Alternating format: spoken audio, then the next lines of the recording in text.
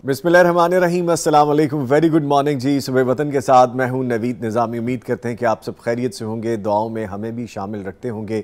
एक नई सुबह है, नया दिन है, नया सवेरा है, नया आगाज़ है और आपके सुबह वतन अपने प्रोग्राम की एक नई एपिसोड है जिसके साथ हम हाजिर हैं। हमारा हाजिर होना आज थोड़ा सा मुश्किल भी था क्योंकि आपको पता है कि कुछ मामलात ऐसे चल रहे हैं कि शहर से निकलना और शहर में एंटर होना दोनों मुश्किल हो रहे हैं। थोड़ा रास्तों का प्रॉब्लम है, आमदोरफ्त में प्रॉब्लम है, सो कुछ टीम मेंबर्स में भी तब्दीली आज आपको नज़र आएगी और हम भी अल्हम्दुलिल्लाह किसी ना किसी तरह ऑफिस पहुंच ही गए हैं। सो हमें एक दूसरे का ख्याल रखना चाहिए, एक दूसरे के हवाले से सहूलतें पैदा करनी चाहिए, यही ज़िंदगी का मकसद भी होना चाहिए। बहरहाल ये मामला तो चलते रहते हैं, लेकिन आपको पता है कि हमारे प्रोग्राम में अक्सर हम ऐसी बात आगाज़ में आपको बताया करते हैं जो हमने आज के मौजू में डिस्कस करनी होती है। आज का हमारा मौजू भी यही है और जिस पर हम बात भी करेंगे कुदरती आफात से बचाव और एहतियाती तदाबीर के हवाले से। हालिया सैलाब में हमने देखा कि एहतियाती तदाबीर किस तरह से कारगर हुई और जहाँ पे इन पे अमल नहीं किया गया वहाँ पे कितना नुकसान हुआ। कुदरती आफात जब आती हैं तो इसके बारे में बहुत सारी अब तो ऐसी चीज़ें हैं कि इंडिकेशंस भी मिलने लग जाती हैं। हमारे पास ऐसे स्टैटिस्टिक्स होते हैं, हमारे पास ऐसी एजुकेशन है, हमारे पास ऐसे एक्सपर्ट्स हैं जो कि इसके बारे में आगाह कर रहे होते हैं और कुछ देर पहले या कुछ दिनों पहले आगाही मिल जाती है। लेकिन खुदा न खास्ता कभी कभी इस तरह भी होता है कि रेक्टर स्केल पर अगर ऐसा कोई ज़लज़ला आ रहा है जो रिकॉर्ड किया जा रहा है जिसकी शिद्दत बहुत ज़्यादा है, उसके एहतियाती तदाबीर के हवाले से बात करेंगे। हमें सीख लेनी चाहिए कुछ चीज़ें, पानी के हवाले से हो, बारिश के हवाले से, हवाओं के तूफ़ान के हवाले से हो, किसी चीज़ की क़िल्लत के हवाले से हो। सो उसके लिए बाकायदा हमें ख़ुद से ही कुछ ना कुछ करना पड़ता है और वो क्या करना पड़ता है वो आज के टॉपिक में हम डिस्कस करेंगे। और इसके साथ साथ हम हेल्थ एंड फिटनेस का सेगमेंट भी करने जा रहे हैं जिसमें हम इस बात पे भी डिस्कस करेंगे कि नौजवानों में बढ़ती हुई शरह अमवात और इसके असबाब क्या हैं, क्या रीज़न्स हैं कि यंगस्टर्स जो हैं बहुत ज़्यादा पिछले दिनों वीडियोज़ में देख रहे हैं, रिकॉर्ड पर आ रही हैं चीज़ें कि नौजवान मौत का शिकार हो रहे हैं। इसमें लाइफस्टाइल का क्या मसला है, लिविंग स्टैंडर्ड के साथ साथ हमारी सेहत के क्या इश्यूज़ हैं, कौन सी ऐसी खामियां हैं जो बहुत ज़्यादा बढ़ती जा रही हैं। कुछ हमारे पास पुरानी रिसर्च है और अब की रिसर्च है, उनके सामने रखते हुए हम इस बात का हल जानने की कोशिश करेंगे और अपने नौजवान को एजुकेट करने की कोशिश करेंगे। प्रोग्राम का फॉर्मेट आपको पता है, तिलावत कुरान करीम से आगाज़ किया जाता है। करने का काम आज का वजीफ़ा हम शायद आज आपको ना बताएं जो कि हम बताया करते हैं। इसके साथ साथ हम सवालात के जवाबात भी देते हैं। 8 सवालात और जवाबात के साथ जो शरई सवालात जवाबात आप जानना चाहते हैं, आप ख्वाबों की ताबीर के हवाले से भी जान सकेंगे। जी हाँ, आपने बिल्कुल ठीक सुना है, मैंने कोई ऐसी बात नहीं कर दी कि जो आपको लगे कि ये क्या हो रहा है, ये बिल्कुल होने जा रहा है। आप जब लाइव कॉल करें तो ख्वाबों की ताबीर के हवाले से भी हम अपने पहले सेगमेंट में बात कर सकेंगे। इसके साथ साथ आज की किताब के हवाले से बताया जाता है। आज का मौजू जैसा कि मैंने आपको आगाज़ में बताया कि कुदरती आफात और उससे बचाव के हवाले से बात करेंगे। फिर हमारा हेल्थ एंड फिटनेस का सेगमेंट है जिसमें नौजवानों में जो मौत की शरह अमवात है, शरह अमवात जो है वो जो बढ़ती जा रही है वो क्या है, उसके असबाब क्या है, उससे कैसे बचा जा सकता है और हमदनात भी शामिल किए जाएंगे। मुअज़्ज़ज़ मेहमान स्टूडियोज़ में मौजूद हैं, थोड़ा सा चेंज है और वो चेंज अभी आपको पता चल जाएगा। चंद एक सेकंड में हमारे साथ तिलावत कुरान करीम के लिए कारी मोहम्मद इसाक साहब शामिल हैं हमारे इस प्रोग्राम में। इनको खुश आमदीद कहेंगे। कारी साहब अस्सलाम वालेकुम। वालेकुम अस्सलाम। कैसे हैं कारी साहब? अल्हम्दुलिल्लाह। और हमारे साथ मौजूद हैं जनाब हाशिम जज़मानी साहब, फाजिल मदीना यूनिवर्सिटी हैं, वहाँ पढ़ने और पढ़ाने की सआदत इनको हासिल रही है। रियाजुल जन्ना और रोज़ा रसूल जैसे मकामात पर इनको खिदमात का शर्फ भी हासिल रहा है। इनको खुश आमदीद कहेंगे। सर अस्सलाम वालेकुम। वालेकुम अस्सलाम व रहमतुल्लाह। खैरियत से सर? अल्हम्दुलिल्लाह। कैसा लग रहा है चेंज आपको? आप बताएं आपको कैसा सर मैं तो एक्सेप्ट कर लेता हूँ सारे चेंज। यानी आपके लिए तो सब चीज़ें वो नॉर्मल हैं जी, लेकिन सवाल जवाब की नशिस्त पे बैठकर मुफ्ती साहब की जगह पे बैठकर मैं तो डर रहा हूँ। अल्लाह ताला आपको ज़िंदगी सेहत दीजिए। ये बड़े लोगों की निशानी है कि जब अपने किसी ऐसे के बारे में बात करते हैं जो साथी उस काम में बहुत एक्सपर्ट होते हैं, जो सीनियर होते हैं, ये रिस्पेक्ट का एक एलिमेंट है, वरना जो डर वाली बात है वो नहीं है। ये एक इज़्ज़त और एहतराम का उनका अपना एक तरीका है जो बड़े ही अपने बड़ों को देते हैं। Sir credit goes to you. अल्लाह आपको ज़िंदगी सेहत दे जी। ले जी, हमारे प्रोग्राम के फॉर्मेट के साथ साथ हमारे मेहमानों के तारुफ़ के साथ साथ आपको ये भी बताते चले कि सुबह वतन प्रोग्राम आप तक पहुँचाने के लिए हमें ताउन भी हासिल रहता है। आज इश्तराक करने वालों में शामिल हैं हमारे साथ सूफ़ी super detergent powder, Salwa बनास्पति and cooking oil, नेमत बनास्पति एंड कुकिंग ऑयल, हसीन हबीब ट्रेडिंग प्राइवेट लिमिटेड और इनके साथ साथ इश्तराक करने वालों में शामिल हैं दारुस्सलाम इंटरनेशनल। इन तमाम के ताउन से सुबह वतन प्रोग्राम आप तक पहुँचाया जा रहा है। آپ ہمیں کال بھی کر سکتے ہیں. کال کرنے کے لیے ہمارا نمبر ہے 04211700000 یعنی 042111700 اور 000. اس پہ آپ ڈائل کرتے وقت ٹی وی کی آواز، ٹی وی کا والیوم پلیز برائے مہربانی بند کر لیجئے گا. اس کے ساتھ آپ ہمیں واٹس اپ میسیجز بھی کر سکتے ہیں آڈیو ریٹن کی صورت میں. نمبر بتا دیتا ہوں 0321565200 یعنی 0321565200. اس پہ آپ میسیجز بھیج سکتے ہیں. خوابوں کی تعبیر جاننے کے لیے ایک اور واٹس اپ نمبر ہے، وہ بھی جان لیجئے 0321024100 یعنی 0321024100. اس پہ آپ اپنے آڈیو اور ریٹن خواب ہمیں بھیج سکتے ہیں جن کی تعبیر آپ جاننا چاہتے ہیں. بڑھتے ہیں قاری صاحب کی جانب. قاری صاحب بسم اللہ کیجئے. اعوذ باللہ من الشیطان الرجیم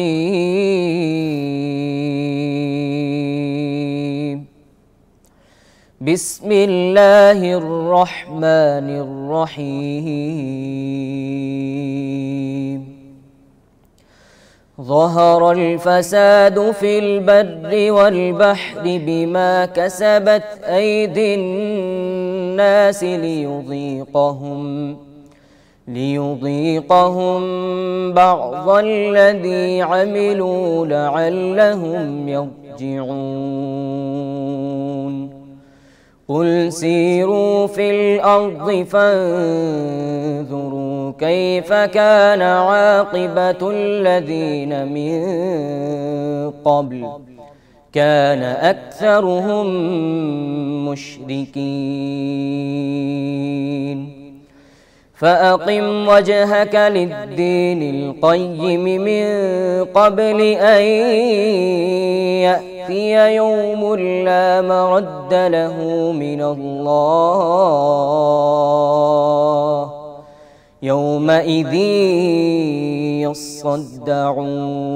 يصدعون من كفر فعليه كفره ومن عمل صالحا فلأنفسهم يمهدون ليجزي الذين آمنوا وعملوا الصالحات من فضله إنه لا يحب الكافرين بسم الله الرحمن الرحيم إذا زلزلت الأرض زلزالها وأخرجت الأرض أثقالها وقال الإنسان ما لها يومئذ تحدث أخبارها بأن ربك أوحى لها يومئذ يصدر الناس أشتاتا ليروا أعمالهم فمن يعمل مثقال ذرة خيرا يره ومن يعمل مثقال ذرة شرا يره صدق الله العظيم. ماشاء اللہ سبحان اللہ جزاک اللہ. قاری صاحب اللہ تعالیٰ آپ کو جزا خیر عطا فرمائے. آپ یہ سوچ رہے ہوں گے کہ آج یہ جو پلیزنٹ سا چینج ہے یہ کیوں ہے؟ تو کبھی کبھی چینج اس لیے بھی ہو جاتا ہے کہ معاملات زندگی میں چیزیں بدلتی رہتی ہیں. سو آج وقت کچھ اس طرح سے بھی بدلا ہے کیونکہ آپ کو پتہ ہے کہ لاہور کے داخلی خارجی راستوں پہ کچھ پرابلم بھی ہے آنے جانے میں. تو مفتی مولانا محمد اجمل بھٹی صاحب آفس کے قریب تک پہنچنے کے باوجود آفس تک نہیں پہنچ پائے. سو چاروں نہ چار ان کو واپس جانا پڑا ہے، اس وجہ سے وہ نہیں ہے. آپ یہ نہ سمجھیے گا کہ کوئی اللہ نہ کرے کہ ان کی صحت کا کوئی معاملہ ہے یا کوئی ایسی پریشانی، وہ بالکل ٹھیک ہے، بخیر و عافیت ہیں، تندرست ہیں، بس وہ چیزیں چینج ہوتی ہیں، مجبوری ہو جاتی ہے کبھی نہ کبھی. سو ہم نے ریکویسٹ کی پھر جزمانی صاحب سے. جزمانی صاحب اس سے پہلے کہ ہم آگے بڑھ جائیں میں چاہتا ہوں کہ کتاب کا تعارف کروا لیں. کتاب کے تعارف کے بعد پھر ہم دوبارہ اپنا سیشن شروع. جی پلیز آپ کر دیجیے. بسم اللہ الرحمن الرحیم. الحمدللہ رب العالمین والعاقبۃ للمتقین والصلاة والسلام علی اشرف الانبیاء والمرسلین اما بعد۔ محترم قاری صاحب نے 2 جگہ سے قرآن پاک کی تلاوت فرمائی ہے اور دونوں کا تعلق آج کے موضوع سے ہی ہے جی۔ قدرتی آفات کیوں آتی ہیں، ان سے بچاؤ کا طریقہ کیا ہے۔ تو پہلے مقام میں اللہ تعالیٰ فرماتے ہیں کہ جہاں بھی تمہیں کوئی فساد، کوئی بگاڑ نظر آتا ہے، اس کا سبب انسان کے اپنے اعمال ہیں۔ حالانکہ ہر گناہ پر، ہر عمل پر اللہ نہیں پکڑتا، ہماری کتنی غلطیاں تو اللہ تعالیٰ ویسے ہی معاف کر دیتا ہے۔ جی ٹھیک۔ اب یہ بگاڑ کس لیے ہے، یہ تباہی اور بربادی انسان کے اعمال کی وجہ سے کس لیے ہے؟ اللہ تعالیٰ کہتا ہے کہ تمہارے گناہوں کا کچھ مزہ ہم دنیا میں چکھائیں تاکہ تم پلٹ آؤ اللہ تعالیٰ کی طرف، اور جو نہیں پلٹتا تو اللہ تعالیٰ فرماتے ہیں کہ پھر پہلوں کا انجام دیکھ لو۔ پہلے فرعون بھی تھا، پہلے شداد بھی تھے، جتنے بڑے بڑے لوگ تھے، بڑے طاقتور تھے، آپ ذرا ان کی ہسٹری دیکھ لو کہ ان کے ساتھ کیا ہوا۔ اگر اللہ تعالیٰ کی آیات اور اللہ تعالیٰ کے جھنجھوڑنے پر بندہ نہیں سمجھتا تو پھر پہلوں کا انجام سامنے رکھنا چاہیے۔ جی۔ اور پھر اس سے نکلنے کا راستہ کیا ہے؟ تو اللہ تعالیٰ نے یہی فرمایا کہ جو نیک عمل کرتا ہے اس کا فائدہ اسی کو ہوگا، وہ ان آفات سے بچ جائے گا۔ جی۔ اور جو کفر کرتا ہے، جو شرک کرتا ہے اور ان جھنجھوڑنوں کے باوجود، اللہ تعالیٰ کے جھنجھوڑنے کے باوجود وہ نہیں سدھرتا تو پھر اس کے سامنے انجام وہ برے لوگوں کا موجود ہے۔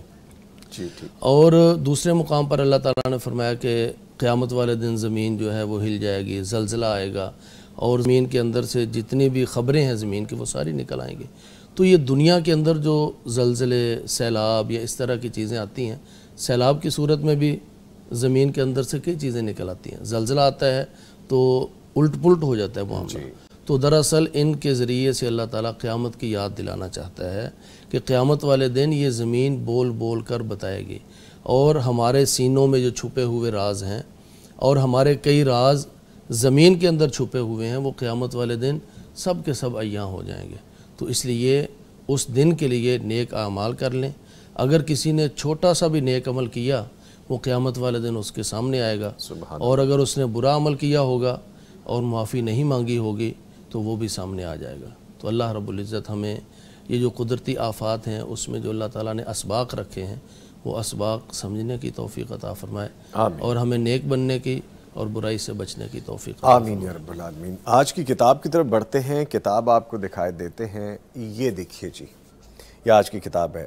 سیدنا علی رضی اللہ تعالیٰ عنہ داماد رسول صلی اللہ علیہ وآلہ وسلم، فاتح خیبر، خلیفہ راشد سیدنا علی بن ابی طالب رضی اللہ عنہ کی تابناک سیرت کا مستند تذکرہ ہے جی اس کتاب میں۔ ایک ایسی تحقیقی کتاب جس کی شدت سے کمی محسوس کی جا رہی تھی، جس میں اہل بیت رضی اللہ عنہم کا مقام اور مرتبہ بیان کیا گیا ہو، اور اس میں توازن بھی ہو، اور سیدنا علی رضی اللہ تعالیٰ عنہ کے دور خلافت میں جو واقعات پیش آئے ہیں ان کے بارے میں پیش گوئیاں پوری ہوئی ہیں، ان کو بھی حقیقت کے روپ میں دکھایا گیا ہے۔ اس حوالے سے ڈاکٹر علی محمد سلابی حافظ اللہ نے ایک تحقیقی کاوش پیش کی ہے۔ یہ کتاب اگر آپ حاصل کرنا چاہتے ہیں، ایک خوبصورت کاوش ہے، خوبصورت کتاب ہے، مسلم لائبریری کا ایک خوبصورت حصہ ہے۔ آپ darussalam.pk پہ جائیے، آن لائن آرڈر پلیس کیجئے، کتاب آپ کو آن لائن بھی ڈیلیور کی جا سکتی ہے۔ اس کے ساتھ ساتھ دارالسلام کے تمام شورومز پہ، آؤٹلیٹس پہ آپ کو فزیکل بھی مل جائے گی، آپ وہاں سے جا کے بھی یہ کتاب حاصل کر سکتے ہیں۔ آج کی کتاب سیدنا علی رضی اللہ تعالیٰ عنہ داماد رسول صلی اللہ علیہ وآلہ وسلم، یہ کتاب کو ہم یہاں ڈسپلے کر دیتے ہیں جی۔ ٹھیک ہے، ہمارے پاس ریٹن میں بہت ساری چیزیں پہلے سے بھی موجود ہیں جو آپ نے لکھ بھیجی ہیں، اور کچھ یوٹیوب کے لائیو لنک پہ ہیں۔ نام سب کا گاہے بگاہے لے رہا ہوں۔ نرگس صاحبہ ہیں، آئی ڈی ہے فیصل صدیق ہے، ابراہیم ہے، ابرار احمد ہے، اریبہ طارق ہے، مسز اجاز ہیں، یہ سب ہمیں السلام علیکم کہہ رہے ہیں جی، وعلیکم السلام ورحمۃ اللہ وبرکاتہ، اور دعائیں دے رہے ہیں جی۔ بہت شکریہ آپ کی نیک دعاؤں کا۔ نرگس صاحبہ کا پہلا سوال ہے جی، وہ میں شامل کرتا ہوں۔ لکھتی ہیں، بھائی میرا مفتی صاحب سے سوال ہے کہ جو عورت خود سے خلا لیتی ہے خاوند سے، تو کیا ایسی صورت میں 3 ماہ کی عدت کرنا ہوگی، یا پھر عدت اس صورت کے لیے ہے جس کا شوہر اسے طلاق دے؟ دونوں میں سے کس کے لیے عدت ضروری ہے 3 ماہ کی عدت؟ جی، خلا جب عورت مانگتی، خلا ہوتا کیا ہے کہ جب عورت کہتی ہے کہ میں نے اپنے شوہر کے ساتھ نہیں رہنا، جی، اس کو کسی وجہ سے وہ کہتی ہے نبھا نہیں ہو پاتا، اس کے اخلاق کی وجہ سے، اس کے دین کی وجہ سے، یا پھر اس کا اخلاق اور دین سب کچھ اچھا ہے لیکن کسی اور وجہ سے کئی اور چیزیں ہوتی ہیں جو میاں بیوی کے درمیان خفیہ ہوتی ہیں، وہ ایک دوسرے کے ساتھ نہیں رہ سکتے، تو اب شوہر طلاق بھی نہیں دیتا، اور بیوی اگر ساتھ رہتی ہے تو اس کے لیے نقصان کا باعث بنتا ہے، تو پھر وہ عدالت میں جاتی ہے یا خلع کا مطالبہ کرتی ہے۔ تو اب عورت کے مطالبے پر جب خلع دیتا ہے مرد، تو کیا یہ طلاق ہے یا یہ نکاح کو فسخ کرنا ہے؟ یعنی طلاق تو یہ ہوتی ہے نا کہ شوہر کہتا ہے میں نے تمہیں طلاق دی، لیکن خلع یہ ہوتا ہے کہ جج یا قاضی وہ ان دونوں کے نکاح کو ختم کر دیتا ہے۔ تو اب جب نکاح ختم کیا جاتا ہے، کیا یہ طلاق ہے یا پھر یہ ایک الگ چیز ہے؟ تو کچھ فقہا جو ہیں وہ کہتے ہیں کہ یہ طلاق ہی ہے، لہٰذا اگر وہ اس کو طلاق شمار کرتے ہیں تو اس کا مطلب یہ ہے کہ بالکل جیسے طلاق کے بعد عورت 3 مینسز جو ہے نا پیریڈز وہ عدت گزارتی ہے، اس کے بعد وہ نیا نکاح کر سکتی ہے۔ لیکن اگر ہم کہیں کہ نہیں یہ نکاح کو فسخ کرنا ہے، یہ طلاق نہیں ہے، تو اس کا مطلب یہ ہے کہ یہاں وہ عدت نہیں ہوگی جو کہ طلاق والی ہے، بلکہ یہاں پر کیا ہوگا کہ عورت ایک پیریڈ کا دورانیہ جو ہے وہ انتظار کرے گی، وہ صرف اس لیے تاکہ پتہ چل جائے کہ پریگننسی تو نہیں ہے۔ اگر پہلے پیریڈ آ جائیں گے تو اس کا مطلب یہ ہے کہ پریگننسی نہیں ہے، اب وہ عدت اس کی ختم ہو گئی، اب وہ آگے شادی کر سکتی ہے۔ تو خلع کی صورت میں ایک مینسز یا ایک پیریڈ جو ہے وہ جسے عام طور پر 1 مہینہ بول دیا جاتا ہے، تو مہینہ نہیں بلکہ ایک پیریڈ جو ہے نا وہ عدت گزرے گی، چاہے وہ 20 دن کا ہو چاہے وہ 25 دن کا ہو، اور اس کے بعد وہ عورت آگے شادی کر سکتی ہے۔ ٹھیک ہے جی، مجھے اس سے انٹر لنک ایک اور بات بھی آپ سے کرنی ہے، لیکن ایک پہلے کالر ان کو شامل کر لیتے ہیں۔ ضیاء الرحمان صاحب فیصل آباد سے کال کر رہے ہیں جی۔ السلام علیکم۔ وعلیکم السلام۔ ضیاء صاحب بہت شکریہ آپ نے کال کیا، فرمائیے۔ جی کیا حال ہے؟ الحمدللہ آپ کی دعا ہے ضیاء بھائی، سوال پوچھئے۔ سوال میرا یہ ہے کہ جمعہ اگر سفر میں جمعہ جو رہ جاتا ہے جی تو اس کا کیا طریقہ ہے، کتنی رکعتیں پڑھنی چاہیے جمعے میں؟ جی ٹھیک ہے، بہت شکریہ آپ نے کال کی، میں جواب دیتا ہوں۔ مفتی صاحب فرمائیے گا۔ مجھے مفتی صاحب جی میں نے کہہ دیا، چلیں کوئی بات، اللہ آپ کو مفتی بھی بنا دے۔ جزاکم اللہ خیر۔ جمعہ چاہے سفر میں رہے چاہے گھر میں رہے تو اس کے متبادل جمعے کی نماز نہیں بلکہ ظہر کی نماز پڑھی جائے گی۔ ٹھیک ہے۔ اگر کوئی آدمی بیمار ہے مثال کے طور پر، وہ یعنی کسی صورت بھی مسجد میں نہیں جا سکتا اور وہ گھر میں ہے، تو اس کا جمعے کی نماز اگر رہ جاتی ہے تو وہ گھر میں ظہر کی نماز ادا کرے گا۔ اسی طرح مسافر اگر سفر میں ہے اس کے لیے تو کئی اور سہولتیں بھی موجود ہوتی ہیں، تو اگر وہ جمعے کی نماز نہیں پڑھ پایا تو وہ ظہر کی نماز ہی پڑھے گا، اور چونکہ وہ سفر میں ہے تو سفر میں اس کی ظہر کی نماز ویسے ہی 2 رکعت ہوگی، تو اس لیے وہ 2 رکعت ضرور پڑھے گا، لیکن وہ 2 رکعت جمعے کی نہیں ہوگی بلکہ وہ ظہر کی ہوگی۔ ٹھیک ہے۔ اچھا یزمان صاحب، وہ جو انٹر لنک تھا سوال ڈیورس کے حوالے سے، ایک شخص چھپ کے دوسرا نکاح کرتا ہے تو شرعی کام، لیکن چھپ کے کرنا، بہرحال جو بھی ریزن ہو اس کے پیچھے، اور جب پہلی زوجہ کو پتہ چلتا ہے وہ کہتی ہے کہ ڈیورس دو، وہ اس کے کہنے پہ اس کو ایک دفعہ ڈیورس میسج پہ بھیج دیتا ہے، پھر ان کا کہیں ملنا جلنا شاید 1-2 ماہ ہوتا ہے یا نہیں ہوتا، ویسے تو تصحیح فرمائیے گا کہ ودن 3 months ان کا ملنا ضروری ہے، اگر وہ نہیں ہوتا تو پھر نکاح دوبارہ کرنا پڑے گا۔ یہ عمل 2 مرتبہ ہو جاتا ہے، تو اب اس کے بعد کیا وہ نکاح جو ہے اب 3 ماہ کے انتظار کے بعد ختم ہو جائے گا اور اس کے بعد کوئی آپشن نہیں رہ جائے گی، لاسٹ اب کہا تو پھر ڈیورس ہو جائے گی؟ آپ نے کہا کہ 2 مرتبہ ایسا ہوا جی، اور پھر 3 منتھ انتظار کے بعد کیا وہ فارغ ہو جائے گی، یعنی معاملہ ختم ہو جائے گا؟ ہاں جی۔ تو یہ معاملہ ایک کے ساتھ بھی ختم ہو جاتا ہے، یعنی جب پہلی مرتبہ اس نے کہا کہ آپ نے چھپ کر نکاح کیا ہوا ہے، میں نہیں رہ سکتی، طلاق دے دو، تو اس نے طلاق دے دی۔ اب اگر وہ واپس نہیں ملتے، صلح نہیں ہوتی یا شوہر رجوع نہیں کرتا، تو 3 حیض یا 3 مہینے جس کو ہم کہتے ہیں عام طور پر، وہ گزرنے کے بعد وہ ایک طلاق کے ساتھ ہی عورت فارغ ہو جائے گی، اب ان کی واپسی کا کوئی رستہ نہیں ہے۔ ہاں اگر نیا نکاح کرنا چاہیں، عورت چاہے تو نیا نکاح ہو سکتا ہے، مرد کی مرضی سے اب نہیں ہوگا۔ ٹھیک ہے، اسی شخص کے ساتھ دوبارہ نکاح ہو مرد سکتا ہے عدت کے دوران، اب یہاں پر عدت کے دوران بھی نا بعض دفعہ ہمارے ہاں ایک عجیب بات ہے، عدت ابھی ختم نہیں ہوئی، عورت کو 1 طلاق ہوئی ہے، شوہر کہتا ہے میں نے رجوع کر لیا، عورت نہیں مانتی، تو اب عورت مانے یا نہ مانے، اگر عدت کے دوران شوہر نے رجوع کر لیا تو عورت کے ماننے یا ماننے سے کوئی فرق نہیں، وہ اس کی بیوی ہے، اس کو واپس آنا پڑے گا 2 ماہ میں رجوع ہو گیا 3 مہینے کے اندر ہی، ٹھیک ہے۔ لیکن اگر 3 مہینے گزر چکے اور طلاق وہ پہلی تھی یا دوسری تھی اور اس دوران رجوع نہیں کیا، اب اگر شوہر کہتا ہے کہ رجوع کروں، رجوع تو ممکن نہیں ہے، اب اگر شوہر کہے کہ آپ میرے عقد میں دوبارہ آ جاؤ، مجھ سے شادی کر لو، تو یہاں شوہر کی مرضی نہیں چلے گی، عورت چاہے گی، اس کی مرضی ہوگی تو وہ شادی کر سکتی ہے، ورنہ اس کو مجبور نہیں کیا جائے گا۔ اچھا، اس کیس میں دونوں مرتبہ جب کہا گیا ودن 3 months رجوع کر لیا، رجوع کے بارے میں بھی یہ بتا دیجئے کہ صرف فزیکل ضروری نہیں ہے، نہیں، آپ کانٹیکٹ بھی کر لیں،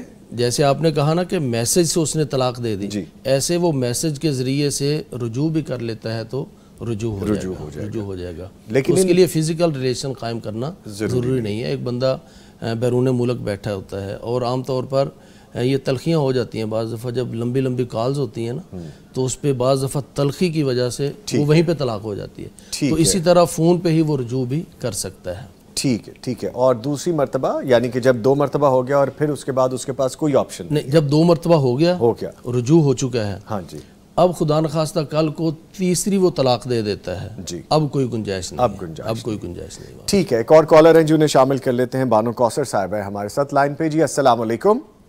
وعلیکم السلام بھائی، کیا حال ہے آپ کا؟ میری پیاری بہن، میں بالکل ٹھیک ہوں، لاہور سے کال کرنے کا شکریہ، حکم کیجئے بہن۔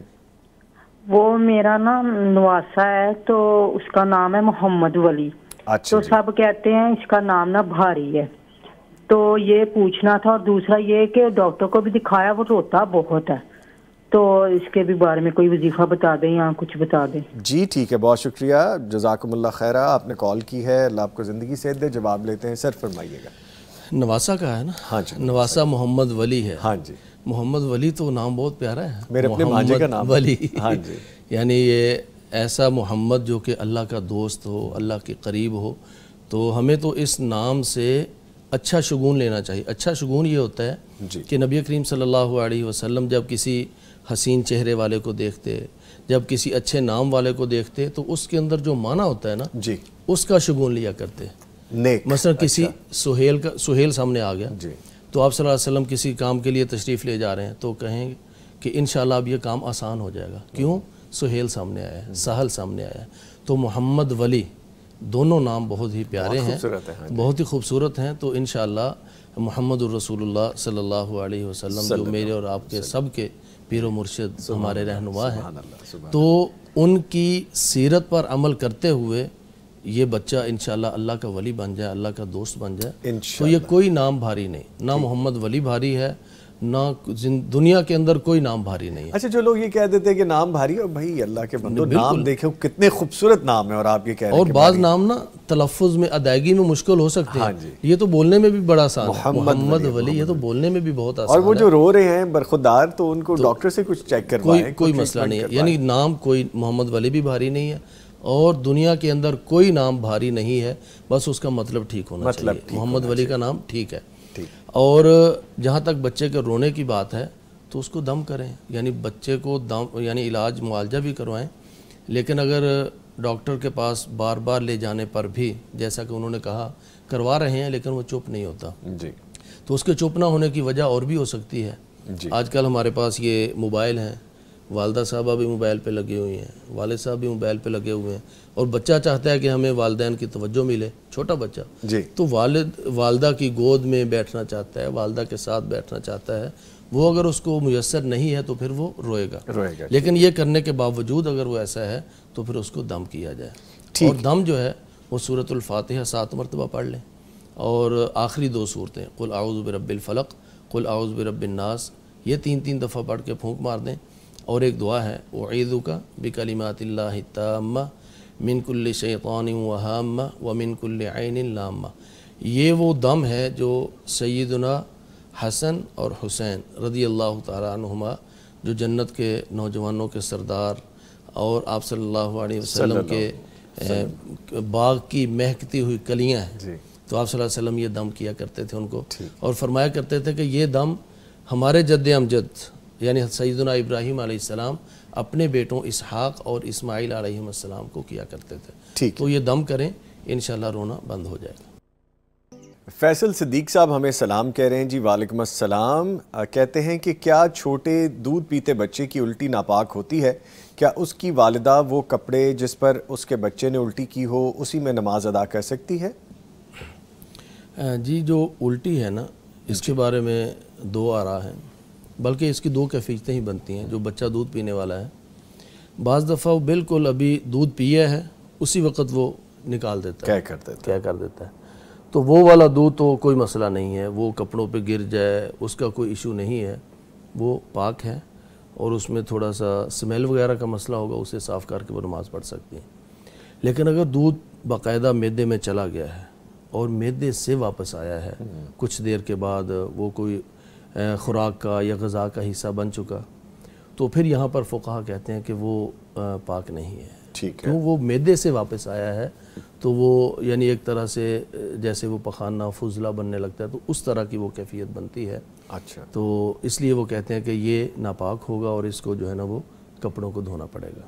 تو اس کی کیفیت میں دیکھ لیں، اگر وہ بالکل تازہ دودھ اس نے گرا دیا ہے پھر وہ پاک ہوگا بلا شک و شبہ. اور اگر وہ معدے سے ہو کر کچھ دیر کے بعد آیا ہے، غذا کا حصہ بننے کے بعد آیا ہے، تو پھر اس کو دھو کے نماز پڑھنی چاہیے. ٹھیک ہے. ابراہیم صاحب ہمیں السلام علیکم کہہ رہے ہیں جی. وعلیکم السلام. اس کے بعد ابرار احمد صاحب لکھتے ہیں سر بچے کو گھٹی دینا ضروری ہے پیدائش کے بعد، اور گرلز نیم زروا کیسا ہے؟ زروا جو ہے نا، یہ زروا کہیں زروا کہیں، یہ بلندی اور چوٹی کو کہتے ہیں، بلندی کو. تو نام رکھنے میں کوئی حرج نہیں ہے. تو اس کا مطلب یہ ہے کہ اللہ تعالیٰ ان کو دین میں اور دنیا میں بلندیاں عطا فرمائے. اور دوسرا بچے کو گھٹی دینا، نبی کریم صلی اللہ علیہ وسلم کی حیات طیبہ میں صحابہ اکرام کا یہی معمول تھا کہ جب کسی کے ہاں بچہ پیدا ہوتا وہ آپ صلی اللہ علیہ وسلم کی گود میں لا کر رکھ دیتے. اور آپ صلی اللہ علیہ وسلم کیا کرتے؟ اٹھاتے، پیار کرتے، اس کو دعا دیتے اور پھر اس کو گھٹی دیتے. یہ آپ صلی اللہ علیہ وسلم سے صحابہ اکرام گھٹی دلوایا کرتے تھے. کس لیے؟ کہ سب سے پہلی جو چیز اس بچے کے بدن میں جائے، پیٹ میں جائے، وہ آپ صلی اللہ علیہ وسلم کا لعاب مبارک ہو. اور یہ مبارک لعاب ڈلوانے کے لیے صحابہ اکرام اس برکت کو حاصل کرنے کے لیے آپ صلی اللہ علیہ وسلم سے یہ کام کروایا کرتے تھے.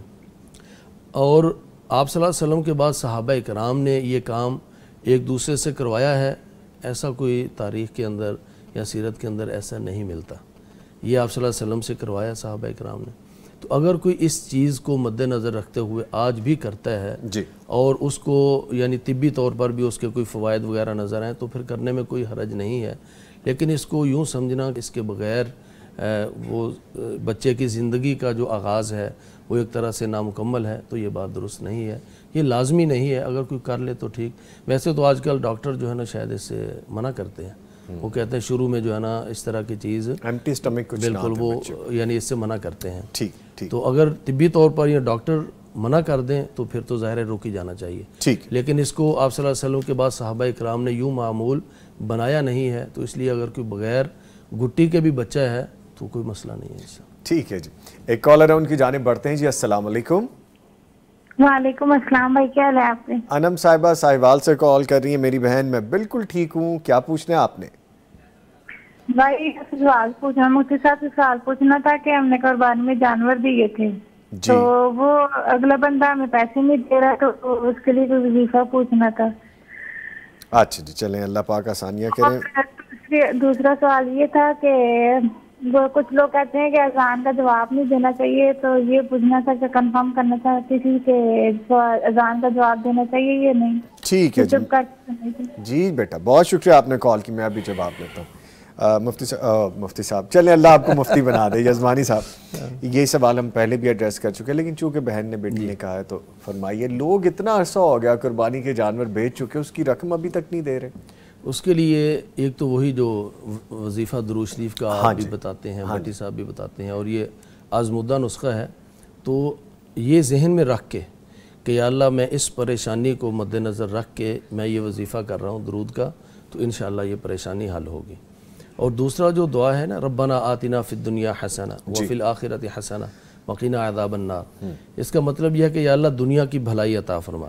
تو یہاں ذہن میں رکھیں کہ یا اللہ دنیا کی بھلائی سے میری مراد یہ ہے کہ میرے پھنسے ہوئے جو پیسے ہیں وہ نکل آئیں. تو انشاءاللہ یہاں بھی آسانی ہوگی. اور ایک دعا یا حیو یا قیوم برحمتک استغیث, یہ نا جو قربانی کے جانور پالتے ہیں, یعنی سال 2 سال ان کی پرورش کرتے ہیں, اور ان کی روزی روٹی کا عام طور پر انحصار انہی جانوروں پہ ہوتا ہے, تو بڑی پریشانی ہوتی ہے کہ جب اگر ان کی کل جمع پونجی وہ قربانی کے موقع پر بیچیں اور پھر جو ہے نا آگے سے کوئی قربانی بھی کر لے, اللہ کے نام پہ قربانی کی ہے, سب کچھ ہو گیا سب کچھ ہو گیا ہے, اب انہوں نے اللہ کے نام پہ کر دی, لیکن ادھر جو انہوں سے لیے تھے انہوں نے بھی تو کچھ نہ کچھ گھر میں گزارا کرنا ہے نا, تو ان کے پیسے واپس کریں. یہ دعا پڑھیں یا حیو یا قیوم برحمتک استغیث, انشاءاللہ اللہ تعالیٰ آسانی فرمائے. اذان کا جواب نہیں دینا چاہیے؟ اذان کا جواب اب بیٹی نے پوچھا ہے, تو اب اس کی وجہ شاید یہ ہو سکتی ہے کہ عورت وہ اذان کا جواب نہ دے, یا پھر یہ بھی ہو سکتا ہے کہ لوگوں کے ہاں یہ مشہور ہو کہ عورت جب پیریڈز کے اندر ہوتی ہے, ایام میں ہوتی ہے, تب وہ اذان کا جواب نہ دے, یا پھر جب وہ سر پہ دوپٹہ نہیں ہوتا تب وہ جواب نہ دے, یعنی 3 صورتیں ہو سکتی ہیں.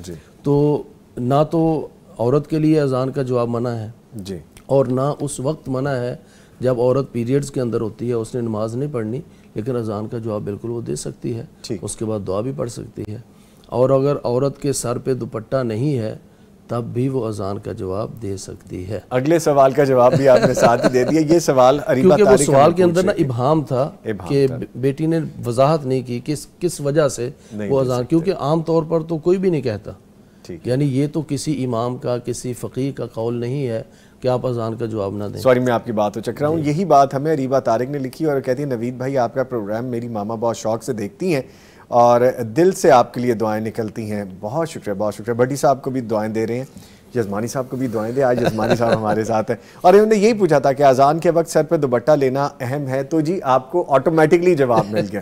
وہ ان کا سوال چونکہ مبہم تھا اس لیے پھر میں نے تینوں صورتیں بیان کر. ایک اور کالر ہیں جی ہمارے ساتھ, ارسلان صاحب ہمیں کال کر رہے ہیں. جی السلام علیکم.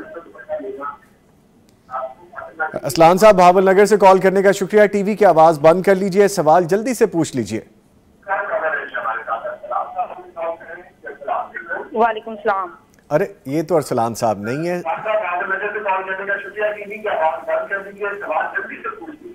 میں نے حاشر کا نام پوچھنا ہے, حاشر کا کیا مطلب ہے؟